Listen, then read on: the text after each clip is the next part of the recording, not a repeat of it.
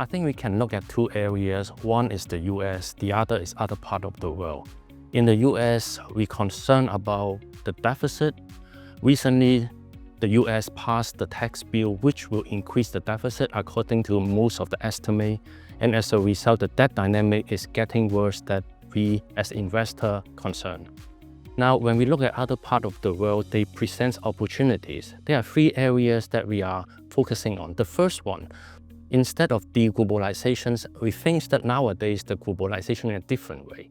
Malaysia is one example that we think is opportunities. Malaysia is well positioned to be the China plus one beneficiary. And at the same time, Malaysia is well integrated into the supply chains in the semiconductor industry. The second areas that we look at is the geopolitics. Mexico, we believe, will be benefit. Close to the US, have the infrastructures.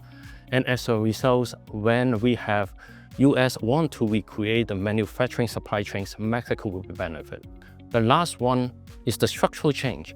Japan present another opportunities.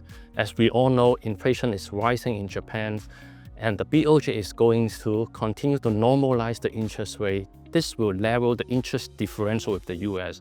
Finally, investment in Japan continue to improve given the capital used to substitute the declining labor force. As a result, in all, we think that other part of the world present a lot of opportunities.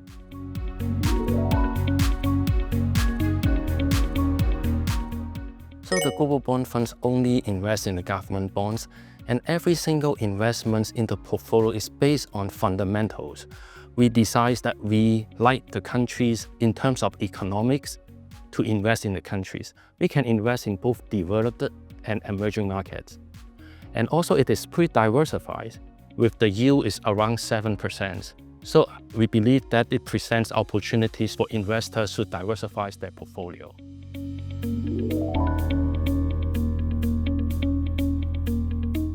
The EM fund is basically invest only in the emerging markets. It is a high conviction call on countries that we believe has a structural improvement over the medium terms. Several countries that I can give, for example, in South Africa, after the election last year, the country has decided to push for more structural reforms to improve the economy. And other countries, including Brazil, including Colombia, including Mexico, they offer high real yields. Inflation for those countries is around 4 to 5%, but offer interest rate more than 10%. And as a result, if you look at the bond yield for the fund, it is about 13%.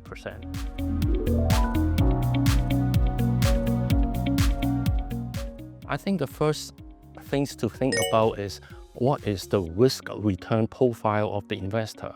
As I said before, the global bond fund offer around 7%, while the EM offer about 13%.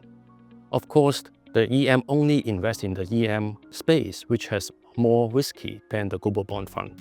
So the second thing is, if I'm an investor, I think the emerging bond fund is very important as a part of your portfolios, which will give you a high return but high risk. However, I don't believe that this is a good thing for the whole portfolio in the EM fund. On the other hand, the global bond fund, which invests in both developed and emerging markets, which will be a very good diversifier in the portfolio.